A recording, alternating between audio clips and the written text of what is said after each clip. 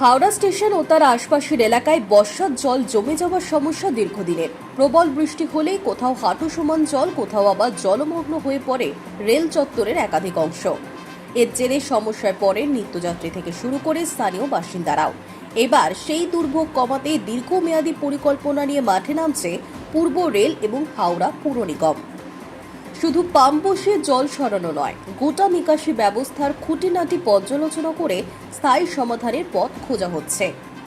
Rail ও পুর প্রশাসনের শীর্ষ আধিকারিকদের নিয়ে একটি গুরুত্বপূর্ণ বৈঠকে ভারী বৃষ্টির সময় কোথায় জল আটকে যাচ্ছে, কোন নিকাশি পথ পর্যাপ্ত নয় এবং দ্রুত জল বের করে দেওয়ার ক্ষেত্রে কোথায় সমস্যা তৈরি হচ্ছে তার বিস্তারিত পর্যালোচনা করা হয়েছে। পৌরসভা এলাকার জমা জল কিভাবে রেল চত্বরে ঢুকে পড়ছে, সেই জল কোন পথে সরছে এবং কোথায় গিয়ে নিকাশি ব্যবস্থায় সমস্যা তৈরি হচ্ছে তা খতিয়ে দেখার সিদ্ধান্ত নেওয়া হয়েছে। একই সঙ্গে লিমিটেড হাইট সাবওয়েতে জমা জল নিকাশি লাইনে প্রতিবন্ধকতা এবং অতিবৃষ্টির সময় বাড়তি জল দ্রুত সরিয়ে ফেলার বিষয়টিও গুরুত্ব পেয়েছে।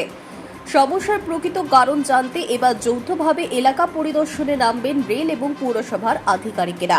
শুধু যে জায়গায় জল জমে সেখানেই নয়, জল আসার উৎস থেকে শুরু করে তার নিকাশনের শেষ জায়গা পর্যন্ত পুরো পথটি চিহ্নিত করা হবে।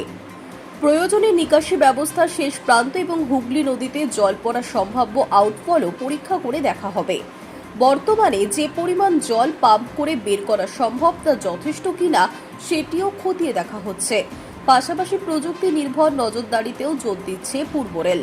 ইতিমধ্যেই হাওড়া ডিভিশনে অনলাইন স্বয়ংক্রিয় পাম্পিং মনিটরিং ব্যবস্থা চালু হয়েছে।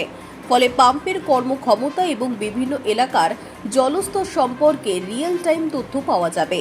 জল বাড়তে শুরু করলেই দ্রুত ব্যবস্থা নেওয়ার ক্ষেত্রে এই প্রযুক্তি গুরুত্বপূর্ণ ভূমিকা নিতে পারে। অতিরিক্ত বৃষ্টির জল সাময়িকভাবে ধরে রাখার জন্য এলাকার পুকুর এবং ঝিলগুলিকেও কাজে লাগানো যায় কিনা সেটিও ভাবনায় রয়েছে। কোথায় জল বেরোনোর পথে বাধা তৈরি হচ্ছে তা চিহ্নিত করতে ড্রোনের সাহায্যে নজরদারির পরিকল্পনাও নেওয়া হয়েছে। Hi News network.